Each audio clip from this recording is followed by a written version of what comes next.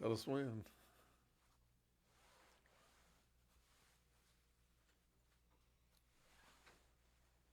Hello, hello. Look who's here with me today. Oh my gosh. Kathy, he made it on time. Callie, he made it on time. It I'd was like to interject and say that I was actually 32 minutes early.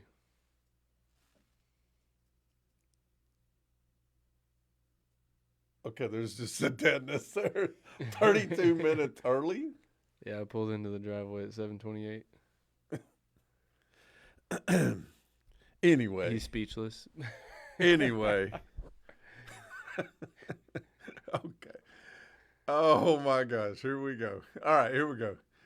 So, the golden child, as my daughter would say, I have a better mustache than her as well. we're gonna pick on Callie a little bit today. Y'all don't tell her I said that. Oh, Callie, I hope you're watching. Are you gonna pick on Callie today? Maybe. I mean, you are the baby of the family. I am. You're kind of like Tegan. I think I was a little bit less moody than Tegan. Ooh, I don't know. I kind of remember a story. That's not on the plans, but I kind of remember a story. You know, we had that breezeway, and the door slamming on your fingers. At probably you were what, 5 or 6, 7 years old. Do you remember this? Are you talking about the double doors in the kitchen area? Yeah, Yeah. because I kind of remember what you said, and I just looked at your mom and said, "Where did that come from?" No, didn't come from you. I appreciate that. I appreciate that compliment right there. Where'd it come from? Must have been a TV show because it wasn't my angel of a mother. That's for Oh, sure. you're trying to throw your mom under the bus, huh? No, she's an angel. Oh, here we go. Well, hello, Mr. Steve. Steve is our first topic today that I thought we would talk about because I know that a lot of people talk about this. Do you worry about the time changing, Reese? I don't worry about the time change as much because to me, I haven't seen it affect me as much. But I think that it does. I guess it does affect my work schedule because I can't work as late. But I'm not afraid to get on a roof at night. Well, but see, I don't think, and this is something, and we've got Andrew, I think you're about Reese's age or between my son and my daughter, 26, 25. Yep. Okay. And then Steve is like me, and we won't go how old Steve is. I'm respectful. But and Steve, I know you don't have a microphone, but I believe, and you might can comment or whatever. I kind of believe that the time change has really kind of lost its it. I don't like it, but I still don't think. I remember growing up, like one of the first things I remember.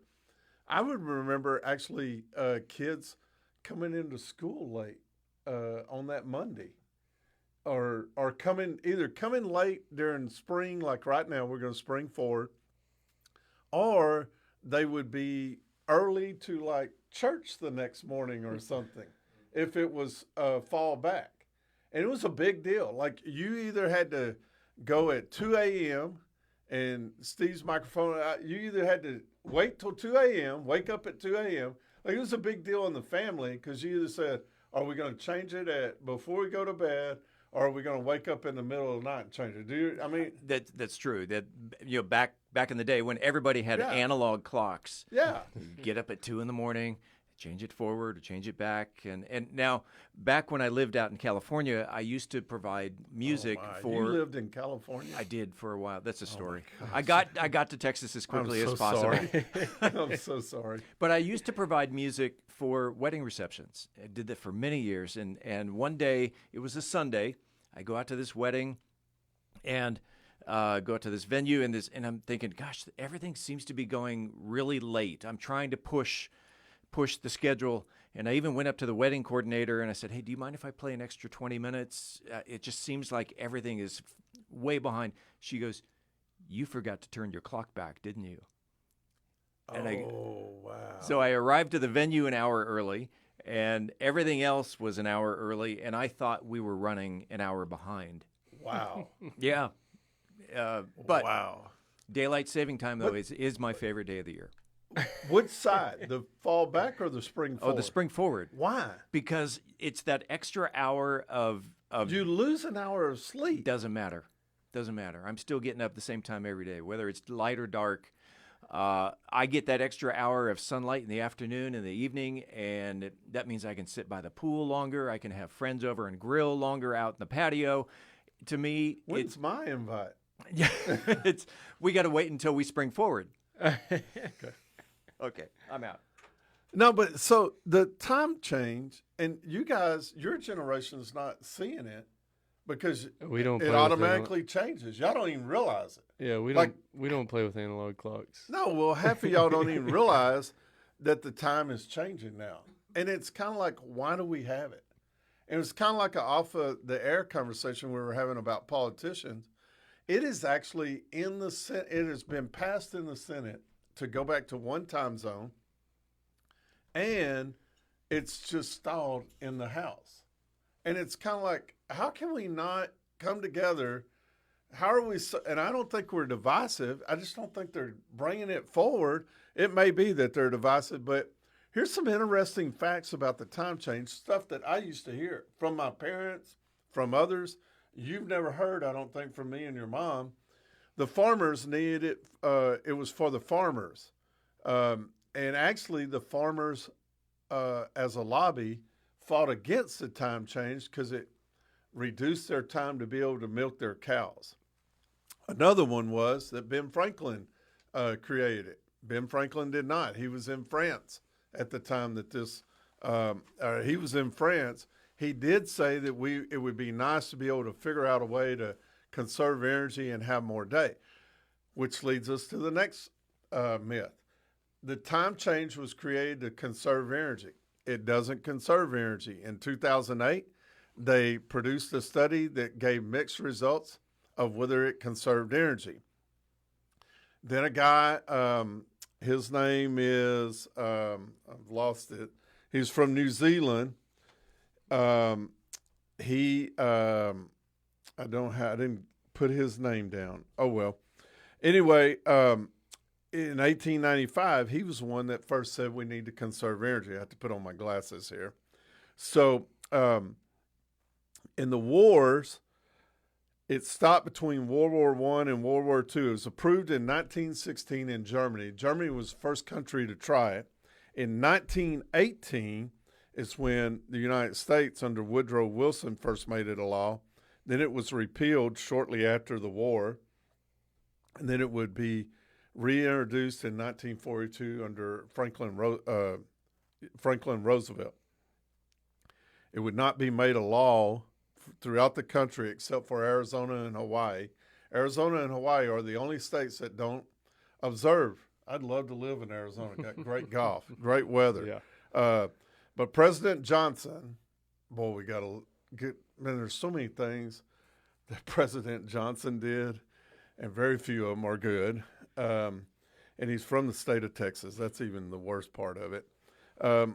Is that in 1966, he made the law countrywide. So we've been observing it ever since 1966. Why do we still have it? Because they've just proved that it conserves energy. It's a relic of the wartime.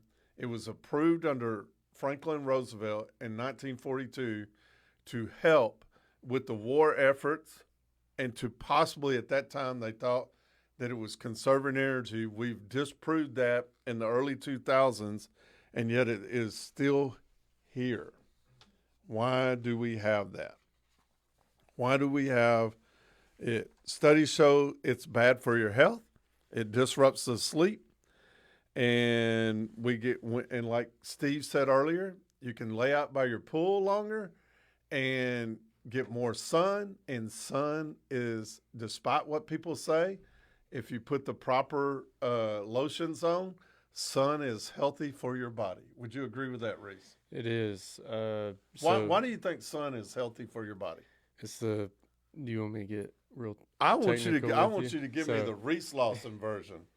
So Folks, the Reese Lawson scientific expert, guru, Albert Einstein Jr. So not saying that I'm an expert, but going through EMT classes, yeah, the actual scientific reason behind it is because of how your body absorbs the vitamin D given to you through the sunlight and everything, and the way that vitamin D is absorbed into your body is actually through the perfusion in your cells. There you go. There you go. Wow. Now you want to give me the Reese Lawson common sense version? Yeah, it gives me a great tan in the summer. Well, it's not helping with the girls. You want to dispute that? Just wait till I share this later. I'm joking. Oh, Josh, he needs help. I'm entrusting you, brother-in-law, to help him out. So here's my last take on that. It was done 80 years ago, not because it gives farmers more daylight or because it provides daylight to the kids waiting on the bus. Another reason I heard. But it's just bad for your health, and we do it twice a year, and we need to be a standard time all the way around. I know Steve wants his extra hour. Well, if we had a standard time, Steve would have his extra hour, and if we just did it all year round, we would have more light in the fall. You know, here's the thing. Up in New York, and you've been up in New York, I've seen it get as dark as early as 3:30, 4 o'clock in the afternoon. That's crazy. Yeah. And then it's light by 4:30, 5 o'clock in the morning. Mm-hmm. And if you had the standard time, that might shift a little bit. And I think it would be healthier for people. I think you'd see a calmer climate and a calmer society. That's just my opinion, and I don't understand why we can't get it done. So, Lance Gooden, I'm calling you out. Get that done. Let's get that done in the house. I mean, y'all fight about anything else you want to fight about, but let's get the standard time. And I think we could all agree with that. That may not be a topic of the day. And before we go into the other, because I thought that might take a little bit longer than it did, but it's only really important to the 50 and over crowd. Because like Reese said, the 20-somethings really don't even acknowledge it because it's like, oh, is there something going on this weekend? Because they don't see it on their phones because it automatically changes it.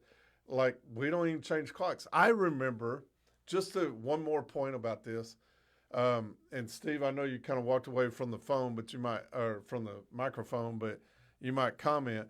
I remember it was a chore in the when we were growing up. Not only did you have to change all your main clocks, your alarm clocks and everything, but I remember the biggest thing, especially when I became a teenager like Reese and I got my first car, it was a pain in the rear to change the clock on the radio. Especially if it was a digital clock. And exactly. It's like, okay, which button do I push? Or is it two buttons that you have to Yeah. push to activate it? And with analog clocks, it was always, especially, well, you get that extra hour of sleep, but you lose that hour of sleep changing all the clocks in the house.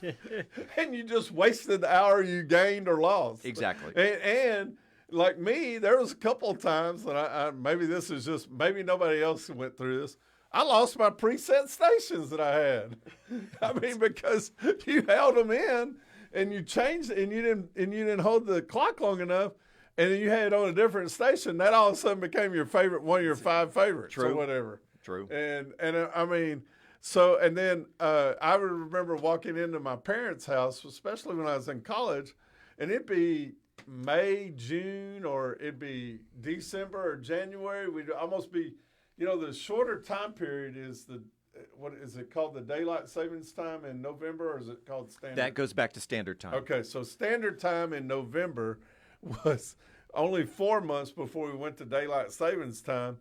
And I remember walking in a couple of times and just smack talking my dad about, or my mom going, when y'all gonna change the microwave? Because it's an hour behind. And the VCR always blinks 12. Exactly. There you go. And my dad finally would say one of two things. He goes, "What?" I wrote it down. He would say, "Oh, where is it? Dadgummit." My dad, where? Oh shoot. Oh, now I can't find it. I cannot find it. I had that point, and I can't find it. But he'd be like, "Well, if it's that important to you, why don't you change it?" And you know, it was just one of those things to where you just you know, it will change back in 6 months. yeah, yeah. My dad would be like, "It'll change back in 6 months, so That's why right. worried about it?" Or he'd say, "If it's that important, why don't you just go ahead and change it then?" and so And a clock that flashes 12 Oh, yeah. all the time, Yeah. it's right twice a day. you're right. There you go. All right, so the time change. So a relic of the past that still haunts us today, but most people today don't even bother to worry about it because of how the clocks automatically change on their own now. All right, before we get into our spiritual point, because we're way ahead of time, I want to go off the cuff, and I'm going to ask you. It's golf season, and it's baseball season. If we get into the baseball, we may not, but let's talk golf, because golf we both love, right? I mean, we could tell the story. Anyways, You don't want to tell the Oklahoma story? no, Uh-huh. no. Have we told that here before? I think you mentioned it the first time that I was. Oh, on did the we? Okay, podcast, well, let's yeah. talk about golf. I know they want to hear the Oklahoma story, but we'll talk about golf. Anyway, I mean, why do you like golf? Because I'm You're going to pass on that? Pretty- You're going to go? pretty naturally good at it, and Oh, wow. I don't know, it gives me a challenge because there's You know, our friend Chris and crew, Chris put a new, I was telling you as we were coming in that I'm thinking about getting a new shaft. Chris put a new shaft in Crew's driver, and this weekend they won the tournament, the first Louisiana Junior Golf Association tournament.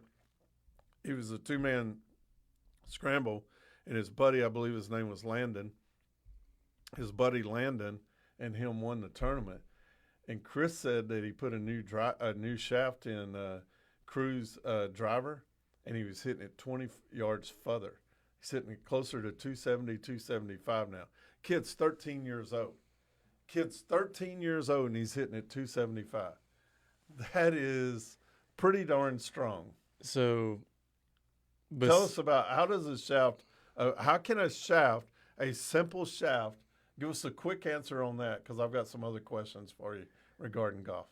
So just the quick answer would be it has to do with not only your swing speed, but the torque and the kick point that you have in your swing. So whenever I'm swinging, I have a pretty fast swing speed, but I don't have a super fast like the backswing of me goes up slower, and then it is a quick whip-like motion down. And I put a lot of torque and lag into that shaft. So I just recently went to a Tour AD shaft, and it's a 75 gram. It's an extra Tour stiff. It's one of the stiffer shafts you can get, but it has a lot lower of a kick point. And so the kick point is where it's going to have kind of that median of flex. But how did you figure that out? Did you go? I went and got fitted. I actually went and PGA Superstore. Because it's not just, I'm sorry, I'm interjecting here. I want to get this in.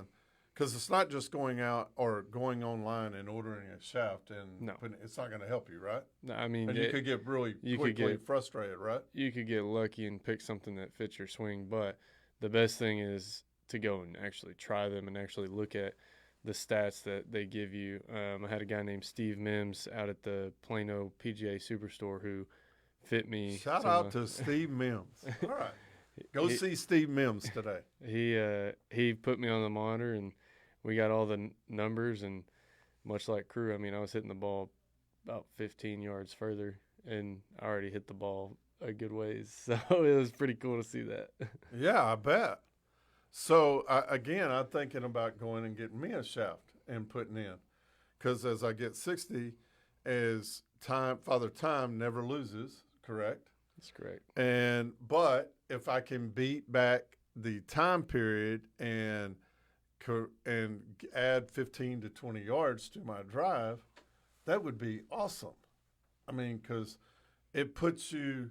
I think the biggest thing for keeping your drives as long as they can, is because it's that second and third shot, especially on longer par fours and par fives, that give you a chance to hit different shots or shorter irons, or maybe clubs that you're a little bit more comfortable hitting. Your weekend golfer is not as comfortable hitting a 3-wood, a 4-iron, or 5-iron. Would I be correct on that? I would agree with that. They can be a little bit more comfortable hitting a utility club that can hit about 190, 205, maybe 210, depending on your club head speed, maybe even shafts there. Do you put shafts in have you thought about putting different shafts in your 3-wood and 4-wood if you have that or whatever? So I carry a 3-wood and a 2-iron. Okay. I actually have the same exact shaft in both my 3-wood and my 2-iron. As your driver? No. Just okay. As sorry. the 3-wood and the 2-iron have the same shafts. The only difference is my 2-iron is about 2.5 inches shorter than my 3-wood, so it's still pretty long for a 2-iron. But I mean, that's the most comfortable shaft I've had in it. So I think that's a good example to work on. And I will tell you this, we're going to see some results tomorrow. And then Monday I'm playing in a tournament with a gentleman from Mansfield in a 2-man scramble, Matt Mosley. Not the Matt Mosley that's on ESPN, but another Matt Mosley. And we are playing in a Texas Golf Association 2-man scramble at Trophy Club on Monday. Really looking forward to that. And Matt, I'm really excited, really inspiring. If you catch any of this, I'm really inspired. But one of the other things that I think is important for the golf is I've started working on my putting. And I'm doing around the world 3 to 5 feet, all the way around the cup, uphill, downhill, sideways, angled, different deals. And then I'm taking it out further to like 8 to 10 feet and really trying to work on my putting. Spend about 15 to, Tuesday, I spent about 30 minutes on it. And I'm doing anywhere from 10 minutes to 15 minutes, trying to do it 3 times a week. Here's why. I think putting is the absolute best place that you can save 3 to 5 strokes during a round. If you're a weekend golfer, you're going to have probably 1 to 2, maybe 3 putts. And if you're not practicing your putting, you may have 6 or 8 3-putts. Well, if you cut that in half, you just save 3 strokes. Yeah. If you cut that down to where you have none, you probably just save 4 or 5 strokes right there. I would agree. And, they said that there's some statistics that if you shoot 95, and we may have discussed this earlier too, but if you shoot 95 or less, you're in the top 20% in all of America. Yeah. So I think that those numbers might be tweaked a little bit. Why do you think they're tweaked?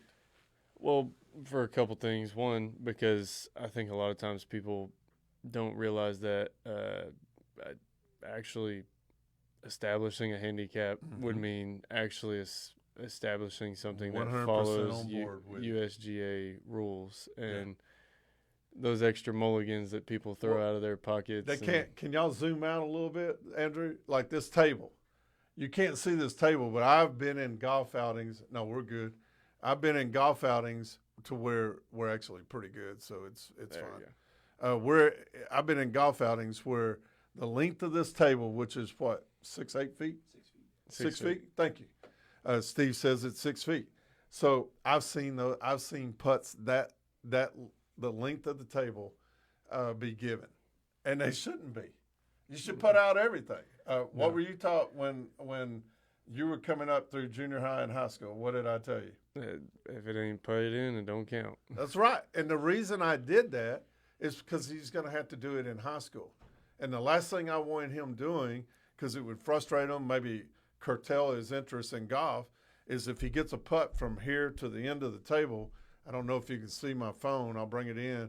But let's say he gets a putt from here to the phone, and he messes that putt in a tournament. You don't get to do that over. And you don't get to say, oh, my bad, we won't count that. You have to count that. Yeah. And unfortunately, too many kids, too many adults, they do that. And so then when they get in a tournament where the chips are down or where the ball is played down, they can't do that. Yeah. They can't. That 10 handicap all of a sudden becomes a 15 handicap because, again, they haven't been practicing and they haven't been working on their putting or any. You know, the other thing I do is I have a routine every time I go hit at the driving range, and I probably should do more, but I try to go through my entire bag of hitting 5 to 6, 7 balls per club every time. And again, it's helping with my swing, but I probably should spend time on the driving range with each club where I hit the whole deal, but I don't have that time to go right now. I don't know if I ever will, but I don't have that time to go to the driving range every day. Yeah. Now, what do you do when you go to the driving range? So when I go to the driving range, I take just a couple clubs with me. If I'm doing a full practice session, I don't do every single club. Instead, I'll focus on, like, one day I'll do maybe my 7-iron, my 50-degree, and maybe a 60-degree with short, different lies around the green. But, like, what I'm really focusing on is whenever I go to the range, I'll have a certain thing, like, I really want to work on. So whether it be my path, whether it be my compression, or whether it be my leg movements, I focus on little minimal things like that because those make the biggest differences. But whenever I'm warming up, all I take to the driving range would be, normally it's my 54-degree, my 7-iron, my 4 or 2-iron, depending on which one I'm going to be teeing off with a lot that day, and then my driver. Okay. Just because I like that. I'll hit most of my shots with my 54-degree and my 7-iron, and then with my 4-iron or 2-iron, I focus on either hitting a little fade, or if it's a course that has a lot of dog leg lefts, I'll hit some draws, and then I'm just focusing on clean contact with the driver. So reiterate that, 3 tips for a better warm-up. 3 tips that we could break up into a clip if needed. 3 tips for a better warm-up. Don't try to fix your swing before a round. Try to adapt to the swing. So whatever you're about to play, make sure that whenever you're on that driving range, you're not trying to sit there and pinpoint every little mistake. Instead, try to figure out, okay, this is working for me. This is how I'm going to work it into the course. Number 2 is, if you don't play golf a whole lot often, you need to focus on 2 putting distances. You need to focus on between 2 to 3 foot, and you need to focus between 10 to 15 foot, because a lot of y'all are getting out there and, like you said earlier, 3 putting, and you're losing a lot of strokes on the green. If you can focus on getting that 15-foot putt into 2 to 3 foot from the hole, and you've been practicing 2 to 3 foot putts, you're going to lose a lot of those strokes off your score because you're. I want to add one bonus one. My cousin Tim Lawson, who shot a 58 at what is now Rusted Rail, was Creekview at the time, and he's club pro at Pinnacle. If you've never played Pinnacle, I highly recommend it. It is in one of the best shapes that I've ever seen it in, and he keeps making it better, and Pinnacle is in really good shape. It's worth the money. It's worth the drive to go play it. But one of the tips he told me on one of our favorite courses, mine and his favorite courses, and I'm going to segue into that here in just a minute with Reese, is he told me we were on number 4 at Oak Grove Golf Course, and we were playing, and I just sprayed the ball right. And, of course, if you go too far right at Oak Grove, you're in a pasture with cows and you're out of bounds. And I said, man, I do that every so often. And I said, what can I do? And we're going to do a clip on it. Watch for that to come in the next few weeks. Tim and I are going to do a clip on it. But he said, Rodney, keep your club head. He said, first of all, keep your head down. Have the person you're playing with. And if you're by yourself, you just have to keep your head down and realize this. But he said, do two things. He said, keep your head down and keep your club head as low to the ground all the way through your backswing, and then bring it back through at a level as close to the ground as you can. Keep it as low as you can all the way through your backswing, and then swing through straight. And he said 9 times out of 10 you'll correct that. And there will be times where I'll get rushing my shot, because if you play with me, I don't take very many practice swings. I put the tee on, I get up, I hit the ball, and I move on. And because all you're doing is wasting time taking 4 or 5 swings, and you're probably going to do more harm than good, in my opinion. And so I get up there, and what I will do, though, is when I start spraying the ball, I will slow down just enough to implement what Tim told me and keep my club head as low as I can to the ground, and I will follow all the way through.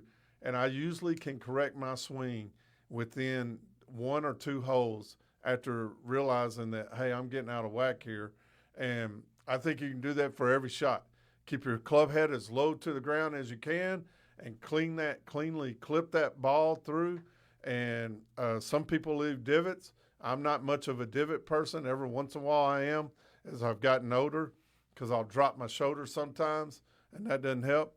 But the best you can, we're going to do a clip on that in the coming weeks, Tim and I are, and I think it'll be a really good way to show people how to make a quick fix inside the round, and I think it's great. But it's great. So I want to segue into, I was telling you, mine and I think Tim's favorite golf course, and then Tim's probably now, Pinnacle is probably his favorite golf course, and he's also played Pebble. So I would imagine Pebble and Spanish Bay and all those places rank pretty high.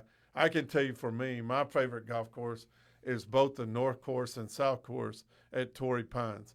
It's an incredible experience. If you've never done it, you need to go do it. If Eric Richardson is watching or catches this, he can make a comment, because he plays it, and he's the one that turned me on to Torrey Pines.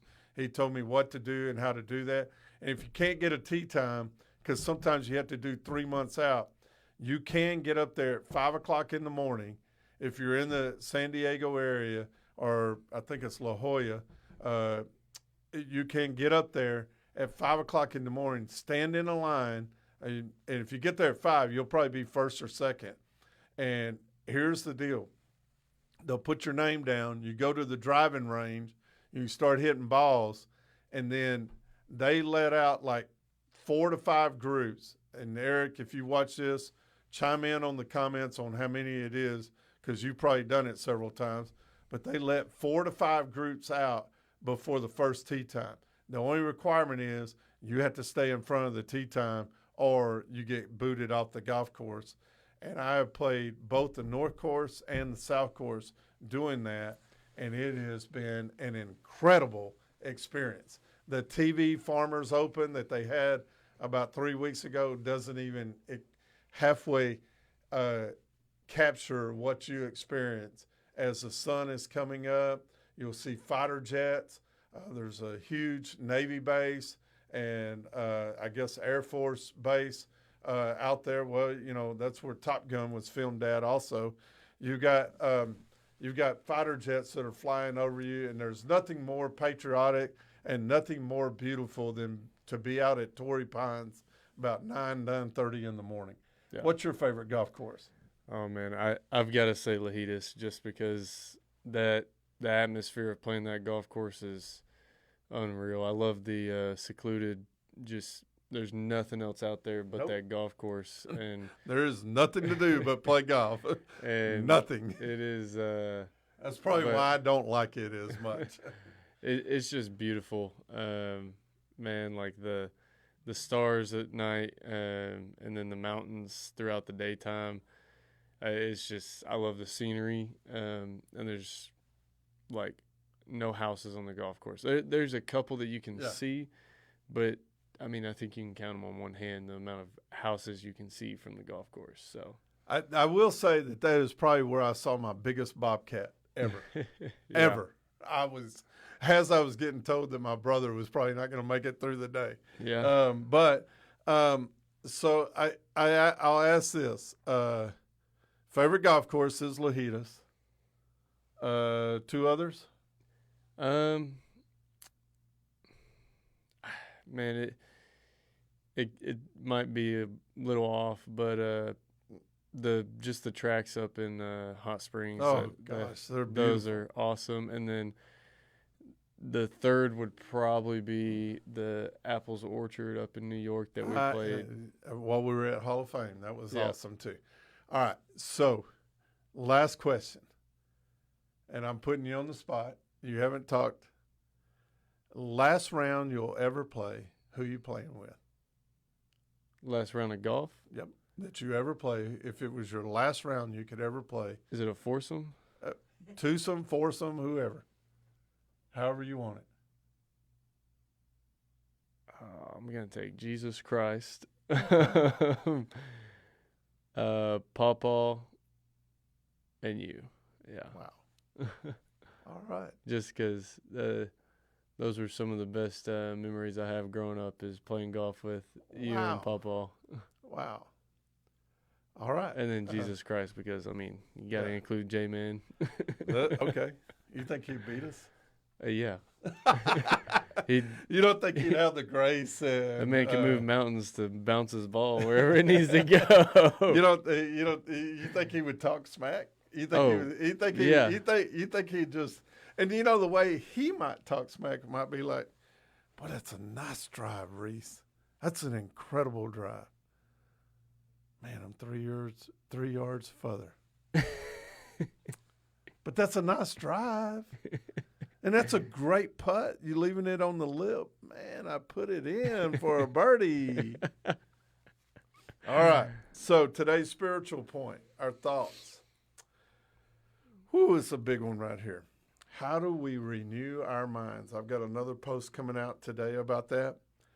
We make 35,000 decisions a day. Do you realize that? Yep. I did the math. It is like 12.7 million decisions a year. Average person, I didn't do the average person because I imagine that's in the hundreds of millions, if not billions. We have a thought life shaping our view of each other. What do you think? Do you ever stop and think, man, what am I thinking about? Or do you ever take an inventory of your thought process? Yeah, so this is actually something that we also went over in our EMT class. Really? Yeah, so it takes your brain 13 seconds Did or you go a little last less. night to do over this last night?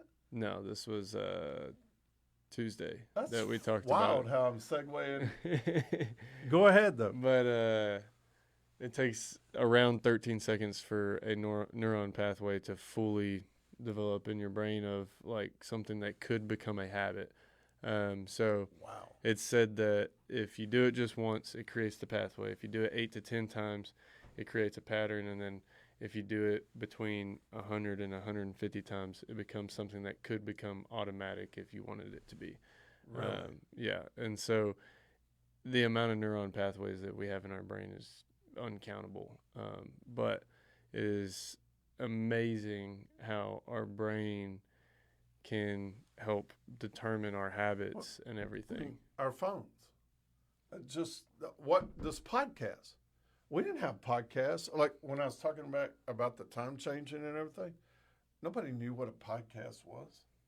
No, I mean, nobody knew that. And yet we have this. And, I just want to lead with this. Proverbs 23:7 says, so a man thinketh, so he is. As you think, and is what is in your heart, so you are. Our minds are a battleground. We are not defenseless, though, because in 2 Corinthians, it also says, for though we walk in the flesh, we are not waging war according to the flesh.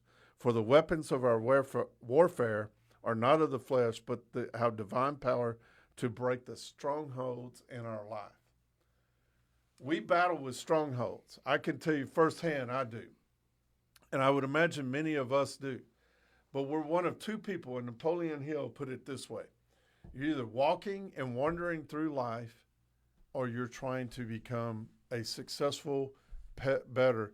And like Reese said, you have pathways in your brain that are being developed on a daily basis. Would you say that? Yeah. Okay. All right. So here are some facts.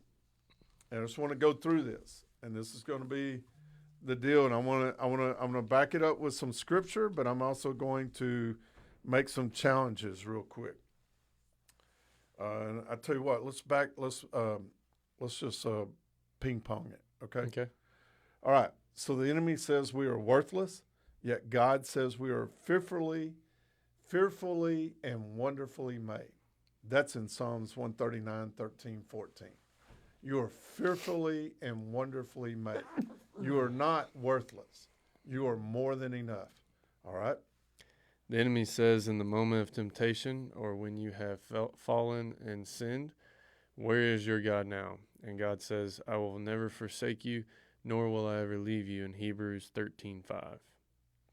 I think that a lot of people end up falling into the voice of the devil whenever they feel that shame and that guilt come upon them. And, I mean, it's one of those things where sometimes it takes God really getting a hold of your life for you to realize, okay, he's stepping in because I haven't taken that step towards him whenever I've fallen in and just felt all that shame and guilt.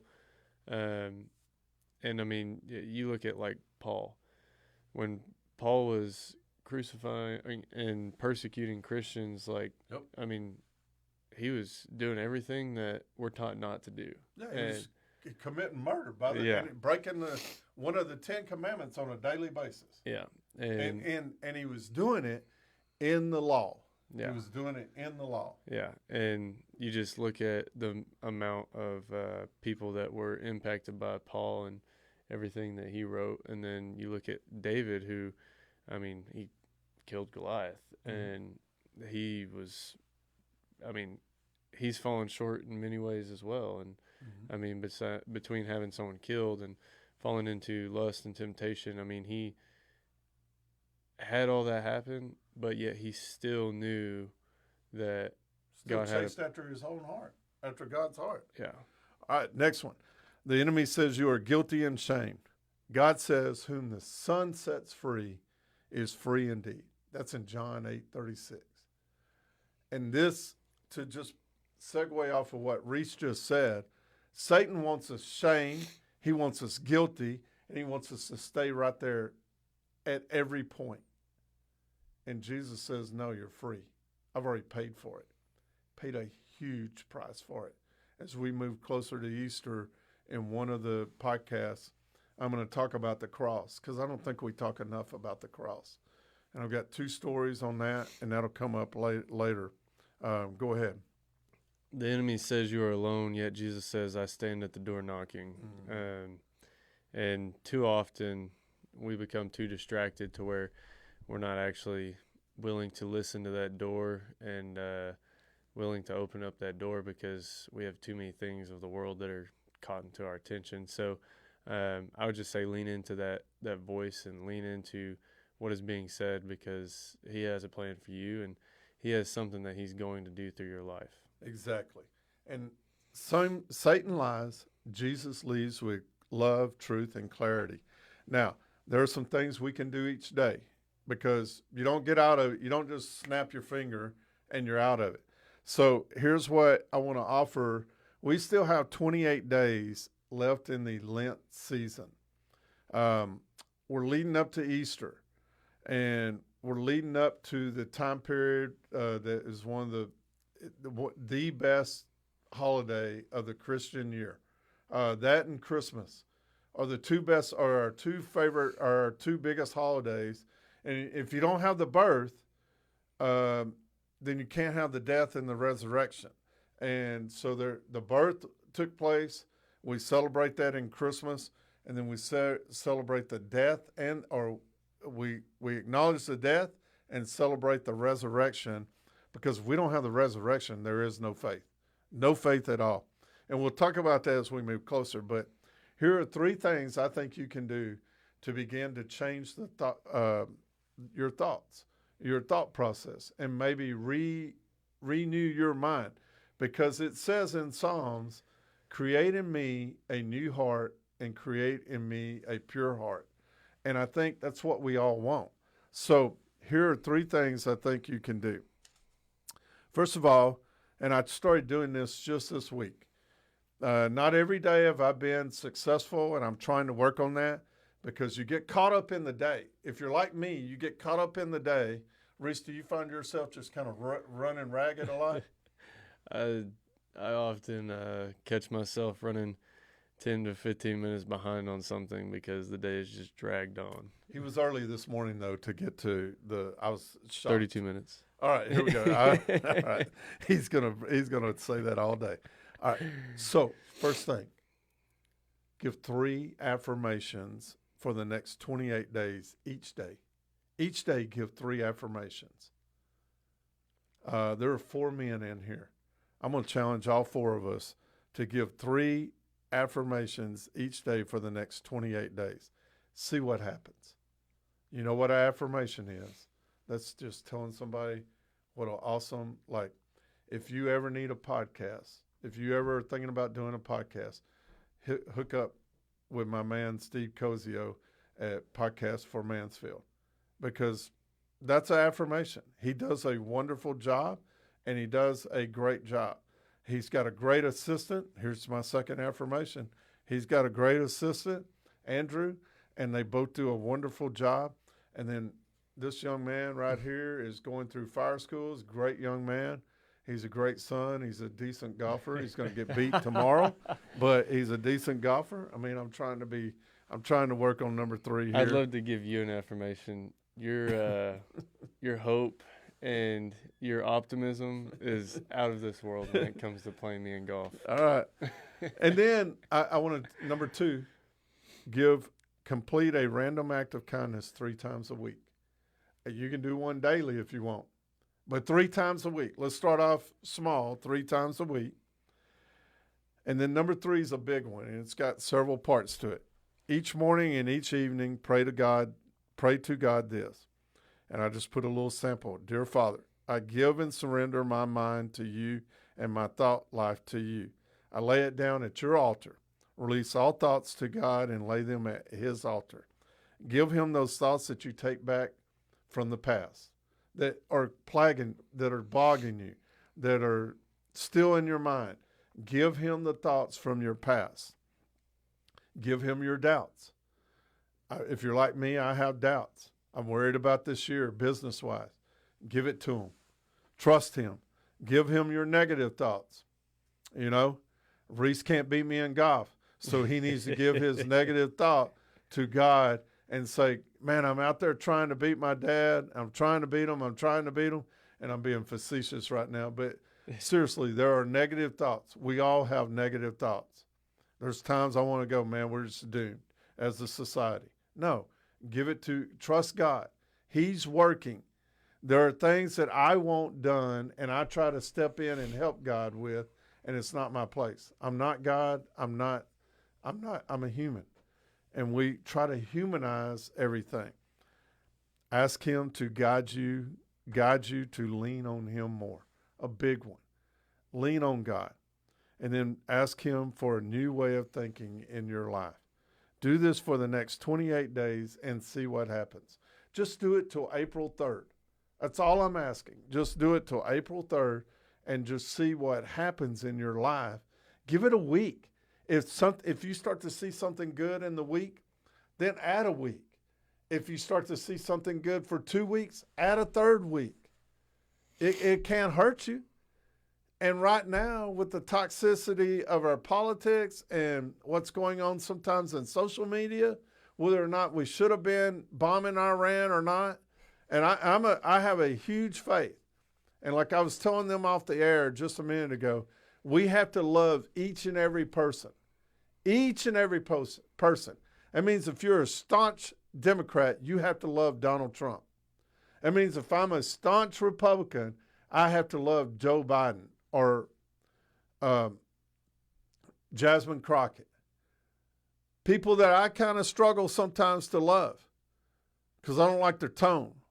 And I don't like Donald Trump's tone. And I'm just going to tell my MAGA friends that. I don't like his tone at all. I wish he would have a different tone. But I do agree with some of his policies. And I do agree with that I'm tired of a country telling me for 47 years and sponsoring terrorists that are killing none of my close friends have been killed by the Iranians or by the terrorists, but we lost a lot of people. We lost, I want to say, 11,000 people or 5,000 people in 2001 over a selfish act of terrorism that should have never happened in this country. Should have never happened. And it did. And I'm just saying right now, sometimes the consequences of that, and I'm going to clean it up because this is a family deal, you fool around long enough, you find out. You know my drift there. You fool around long enough, you find out. And so at the end of the day, the Iranians just found out. Now, is it going to cost us in the future? It may. It may be a big cost. But at the end of the time, sometimes you just have to make a decision. You know, Jesus says turn the cheek, and he says turn it multiple times. But there are consequences. And if you go back and look at history, there were wars, and they were called the religious wars. I'm not using the right word. Steve, can you help me? I'm a history teacher, and I should know this. The religious wars of the Crusades. Thank you. The Crusades. You know who the Crusades were who were at war? The Christians and the Muslims. The Christians and the Muslims, they were at war. There weren't one, there were three, and they were major wars. And I'm just saying that sometimes the battle has to be won because sometimes turning the cheek is not what you can do. That's just my opinion. You're free to cuss and discuss me. You're free to express your opinion. You're free to say your piece. You're free to tell me I'm wrong. But that's how I believe. I do believe that we are to be Christ-like and that we are to love everyone. And the people that died in that Iranian strike, we're to love them through Christ. But sometimes you have to take a stand, in my opinion. So that may be my only opinion, and that may not be shared by the other three men in this room, and I'm not putting that on them. But I do believe this. If you will purely, and that means I have to look at my heart and examine it. That's in the scripture as well.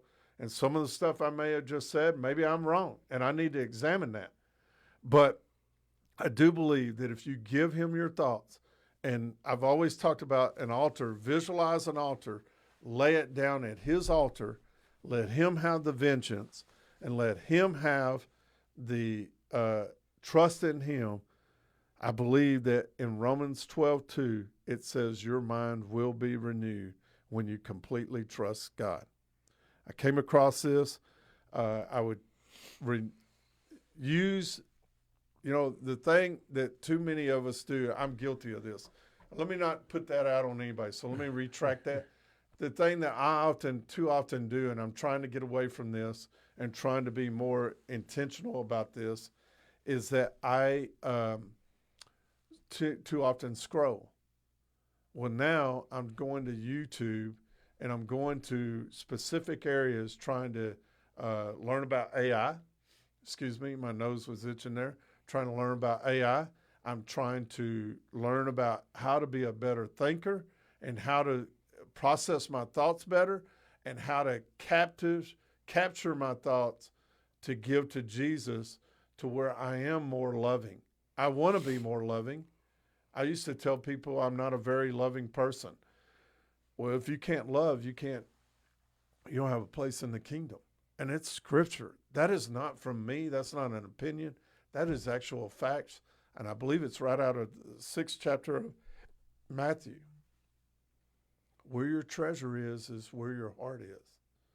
And that's pretty much, we have to get to a loving place in life. Jesus said the 2 greatest commandments were to love God with all your heart and love others as yourself. Where do we fit in that? I'm sorry I kind of took over there for a minute. Reese, do you have closing thoughts? Yeah, so to go along with those 3 points that you said, I think a big thing is like whenever people think of this in everyday life, they often get put down by either the stuff that they're going through or the hardships they see around them. And so I'm going to leave y'all with 2 verses. One being Hebrews 12:2. Consider him who endured such opposition from all the sinners, so that you will not grow weary and lose heart. It's hard to stay focused on putting people up and lifting people up in love around you, because whenever you start facing your own struggles, it's hard to help people around you lift out of their struggles. And so I think that's whenever we really need to tap in and really feel for where we get our love and our compassion and grace from. And then that leads me to another verse in Romans, which is Romans 6:14. And that says, so fear not, sin has no dominion over you, because you are bound by grace and mercy and not sin. And so that's something that, I have fallen short many times in my life, and I'll be the first one to tell you I'm not perfect, but Nope, neither one of us are. the person that washed me clean was. And that is Yes. the only way that I'm going to make it to the other side and be living with the Lord our God. So You're right. It's only by a relationship with Jesus. And I want to end with this because this thought came to me this morning. Last night, I took out the trash. Because if you don't take out the trash in Coppin, Texas, the night before, you're SOL. Excuse me you can determine what that SOL means, but you are out of luck. So out of luck. Yeah, you are so out of luck if you don't, because them jokers come at 4:30, 5 o'clock in the morning, and I am not up at 4:30. My buddy Chuck Allen, whose birthday is today, we're going to see. Shout out, Chuck. Yeah, shout out Chuck. His birthday, he's up at 4:30 or 5, so he would never mess a trash pickup, but I am not up at 4:30 or 5 o'clock. If I'm up at that, we're going to the airport for a trip or something, and we're leaving mighty early. But my point is, we are quick to have opinions. We are quick to go and work out, even if it's only for 6 weeks, and then we fall off the wagon. We're quick to get on a diet for 4 to 6 weeks, and then we'll get off for 3 weeks. Then we'll get back on. Like I went back up 5 pounds this week after losing 4 or 5 pounds over the previous 2 weeks. So Steve and Andrew, don't be zooming out and trying to show that. I see how y'all do me sometimes on these podcasts, and I'm saying that jokingly. We have to regularly clean the trash out of our minds. So has it been a week? Has it been 2 weeks? Has it been 3 months?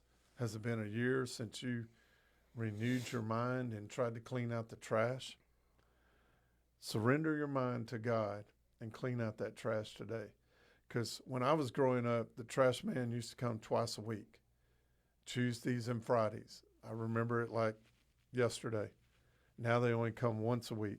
They've gotten bigger trash cans, and so they only come once a week.